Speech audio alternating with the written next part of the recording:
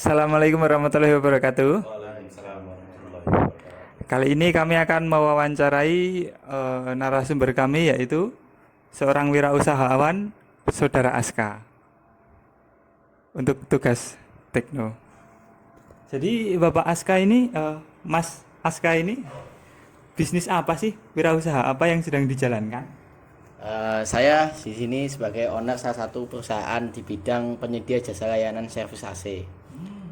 Jadi usaha yang saya dalami itu tentang menyediakan apakah konsumen-konsumen itu membutuhkan penyedia jasa layanan ataukah pemasangan ataukah jual beli unit AC, perbaikan, pasang AC, juga bisa menjadi penyedia untuk kerjasama dalam bidang jasa layanan servis AC untuk perusahaan. Oke. Jadi seputar AC ya. Hmm, saya lagi ya. Jadi itu awal mulanya itu bagaimana Pak? Kok bisa bagaimana ya Mas? Kok bisa memulai awalnya itu? Apakah mungkin karena memang minat, memang suka atau bagaimana? Awal mula saya merintis bisnis ini ya dari pengalaman. Jadi sebelum saya terjun ke dunia AC, saya juga kan pernah belajar di dunia listrik ya kan, lulusan dari SMK jurusan listrik. Jadi sebenarnya AC itu nggak masuk di bidang jurusan saya, cuman ada keterkaitan antara listrik dengan AC. Jadi AC yang saya alami itu kan sering bermasalah di mana-mana gitu kan. Terus ada kelihatan ada peluang, tapi kan saya juga nggak punya pengalaman untuk bidang AC. Maka dari awal itu saya mencari pengalaman dulu, kerja ikut suatu perusahaan yang bermain di bidang AC. Oh, begitu ya Mas ya. Jadi apa nggak perlu basic-basic banget kalau kita minat wirausaha itu bisa dijalani ya. Nah, Mungkin Saudara Mahris mau menanyakan sesuatu? Oke, Pak Aska. Pak Aska ada. ya. Apa motivasi Anda untuk melakukan bisnis itu, bisnis AC ini? Awal mulanya itu dari apa namanya, dari hati atau dari tarikan dari orang lain lah. Mungkin itu apa jawabannya untuk Pak Aska? Motivasi yang saya miliki untuk kenapa kok saya bisa memulai usaha AC ini. Yang pertama itu kan karena pendukung dari kedua orang tua. Yang kedua itu kan saya juga kan ingin menjadi seorang wirausaha yang bermanfaat bagi orang lain, membuka lowongan pekerjaan, membuka lapangan pekerjaan yang banyak, dan punya suatu bisnis yang bisa dijalankan sampai kapanpun, dan itu tidak akan mempengaruhi ekonomi baik mau ketika turun maupun ketika naik. Oke, oke. Terima kasih. Ini Mas Agus. Ya. Oke, jadi gini Mas Aska ya. Apa sekiranya strategi utama itu yang digunakan untuk menjangkau pelanggan ya? Terutama untuk yang sekarang ini kan gitu.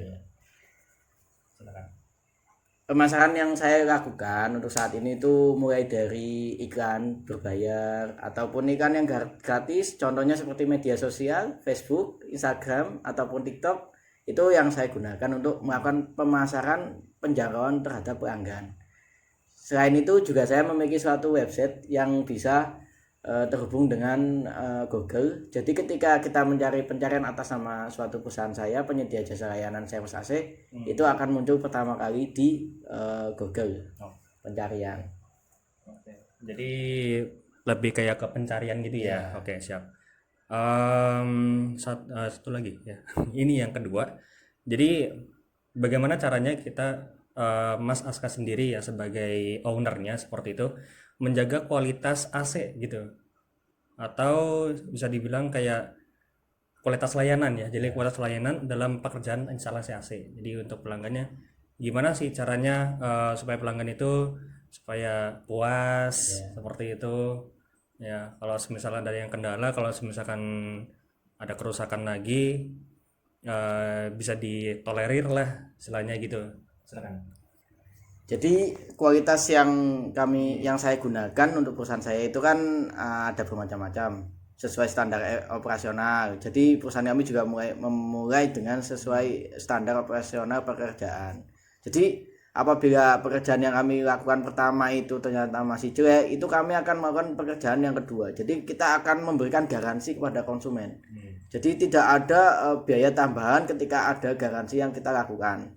Jadi misalnya ada kerusakan, seumpamanya kita jadi konsumen punya keluhan, Mas ini kan tadi setelah diservis kok ini masih bocor. Nah kita akan datang kembali ke tempat konsumen itu dan melakukan pengerjaan kembali, perbaikan kembali sampai itu beres. Dan setelah itu tidak dikenakan biaya kembali. Jadi itu udah pure garansi dari kami. Makanya itu layanan kualitas kami tetap nomor 1 di Yogyakarta. Oke. Mungkin ini yang terakhir ya. Ini tentang mungkin bahasa lebih ke internal ya gitu ya. Karyawan ya seperti itu. Jadi apa yang dilakukan ya? Jadi oleh karyawan yang sekarang ini untuk tetap bisa beradaptasi dengan perubahan teknologi AC yang dengan begitu cepat ini. Soalnya kan kalau saya lihat ACS itu banyak sekali ya fitur-fitur yang ada yang bisa sekarang itu udah berbasis AI ya gitu ya. Mungkin ada yang smartphone ya sekarang ya bisa dikendalikan ya seperti itu. Nah, gimana sih caranya kan gitu untuk beradaptasi ya? Silakan. Saya sendiri selaku owner itu memberikan sebuah pembaruan teknologi tentang dunia AC. Jadi saya sendiri menawarkan untuk bekerjasama dengan perusahaan-perusahaan dealer-dealer yang menyediakan training untuk setiap karyawan kami. Jadi karyawan kami itu tidak akan merasa wah ketinggalan zaman, wah ini nggak masuk akal, kok AC-nya sekarang bisa kayak gini gitu. Karena kita udah berkembang bekerja sama dengan perusahaan lain, dengan dealer-dealer lain, merek-merek misalnya seperti Daikin, Gree, LG dan lain-lain, itu pasti kita ada pembaruan tentang pembelajaran penggunaan teknologi AC yang terbaru. Jadi misalnya contoh seperti inverter, itu kan AC-AC model baru yang udah memiliki kecanggihan teknologi, bisa dipasang dengan jarak jauh, bisa dinyalakan dari jarak jauh, bisa terhubung ke internet maupun server gitu. Mungkin itu. Jadi update terus ya Pak ya bisnisnya kalau begitu. Ya Pak. Jadi ini pertanyaan saya yang terakhir ini. Karakteristik personal apa yang mendukung Pak Aska dalam menjalani wirausaha ini Pak? Jadi yang spesialis Bapaknya ini karakternya bagaimana dalam menjalaninya? Oh ya, saya akan menjawab pertanyaan itu. Sebenarnya karakter yang saya gunakan itu yang pertama itu amati. Jadi kerja keras yang pertama itu diamati dulu. Kerja keras apa sih yang kira-kiranya itu yang enggak dimiliki oleh seorang wirausaha lain gitu. Jadi kita mengamati dulu. Yang kedua itu kan pantang menyerah. Jadi belum dicoba, kalau belum dicoba kita udah menyerah itu pasti udah salah gitu. Yang ketiga itu yang terpenting itu doa dari orang tua. Jadi kalau karakternya kita udah didukung dengan orang tua, pasti apapun itu pasti bisa dikerjakan. Kerja keras yang utama itu juga pasti. Ikhtiar juga udah kita usahakan. Jadi pasti kita harus memiliki karakter yang pertama itu pantang menyerah. Jangan takut ketinggalan zaman, jangan takut dengan orang lain, jangan takut bisnis dengan usaha-usaha yang udah besar gitu. Kita mulai dari awal itu juga sudah banting, naik turun. Pokoknya kita nggak boleh menyerah. Kalau untuk jadi orang pengusaha itu yang pertama itu pantang menyerah, itu paling penting. Mungkin itu. Baik. Mungkin ada yang masih mau ditambahkan pertanyaannya?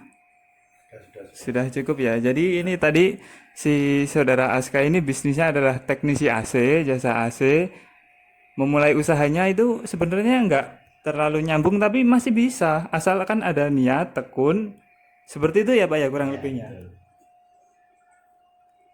Terus karakteristiknya Pak Aska itu tadi yaitu tekun, bekerja keras dan doa orang tua. Kurang lebihnya begitu ya berarti simpulannya.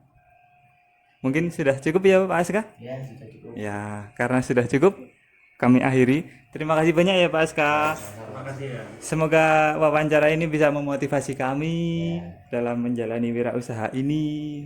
Dan sukses selalu. Ya, sukses selalu Pak Aska. Demikian, terima kasih.